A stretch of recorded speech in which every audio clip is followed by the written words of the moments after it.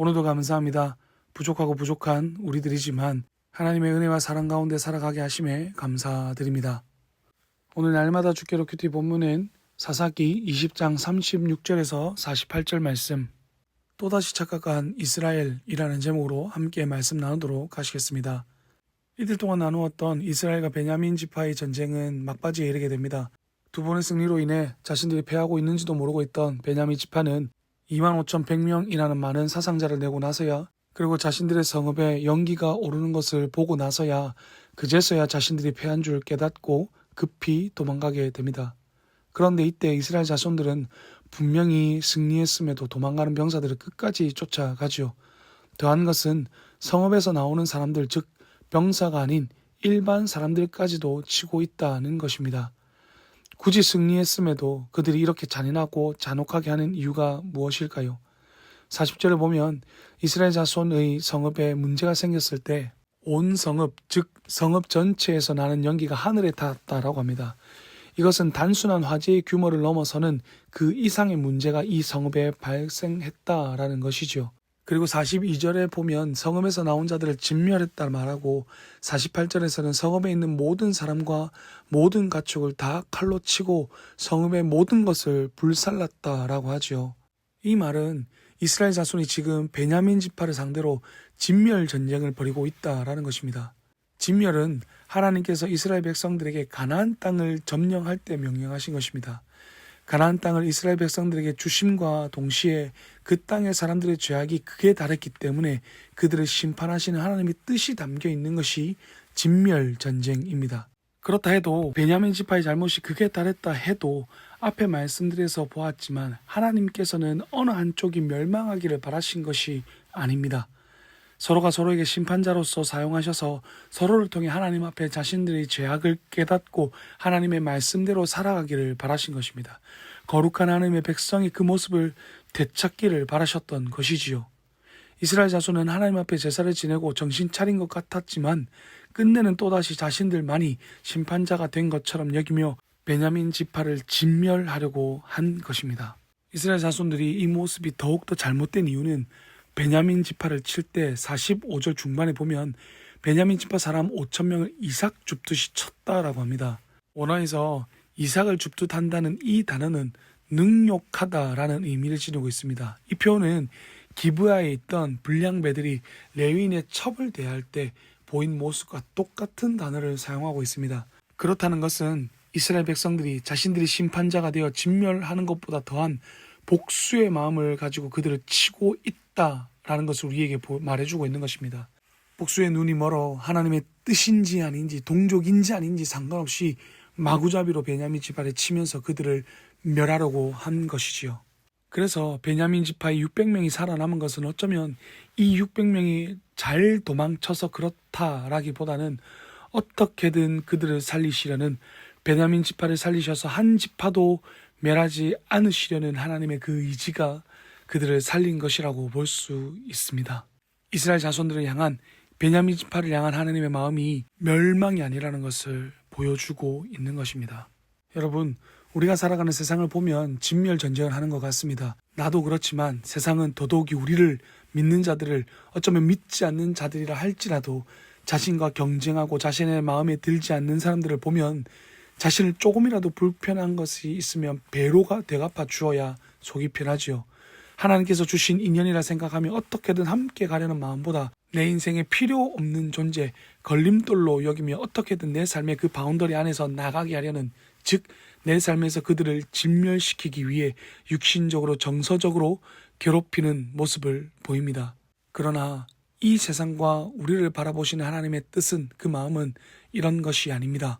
하나님으로부터 멀어지게 하는 그 죄악에 대한 진멸을 원하시긴 하시지만 세상과 우리를 향한 하나님의 마음은 사랑입니다. 그래서 우리 가운데 찾아오는 심판과 같은 일들은 우리가 잘못된 길을 가고 있고 잘못된 것에 마음을 두고 있다는 것을 깨달아 하나님께 돌아오기를, 하나님만을 마음에 두고 살아가기를 바라시는 우리를 향한 하나님의 그 간절한 마음이 담겨 있는 것입니다. 혹여나 지금 내 삶에 화가 미친 것 같다면, 그런 삶을 살아가고 있다라면 하나님께 돌아갈 기회임을 우리는 깨달아야 합니다. 지금 당장 문제를 해결하는 것이 중요한 것이 아니라 하나님과의 관계 회복이 우선임을 깨닫기를 바랍니다. 그래서 하나님 앞에 나아가 엎드려 회개하고 하나님만 마음에 두고 바라보며 살아가시는 여러분 되시기를 바랍니다. 그렇게 할 때 하나님께서 여러분들의 그 모든 문제들 가운데 형통케 하실 줄로 믿습니다. 첫 번째 기도 시간입니다. 받은 말씀을 가지고 함께 기도하는 시간입니다. 함께 마음을 모아 기도하며 나아가시겠습니다.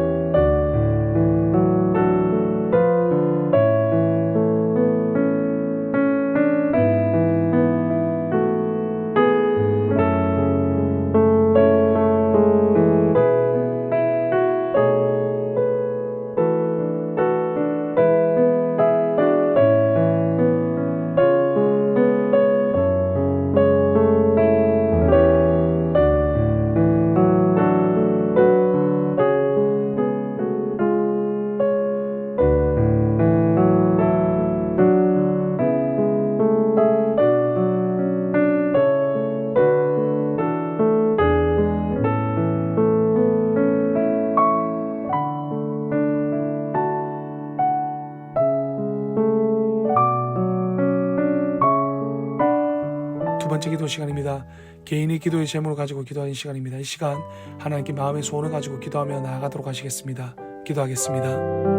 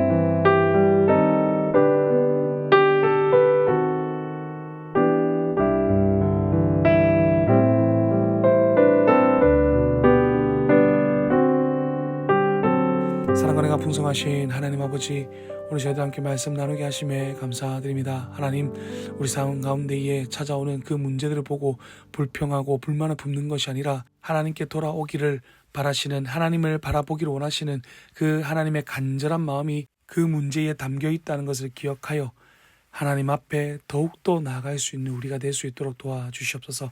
하나님 앞에 더욱더 엎드려 하나님과의 그 관계를 회복하여 나아갈 수 있는 우리가 될 수 있도록 주여 도와주시옵소서. 감사드리며 귀하신 예수님의 이름으로 기도드렸습니다. 아멘. 이제 개인적으로 기도하시겠습니다. 편안한 밤 되십시오.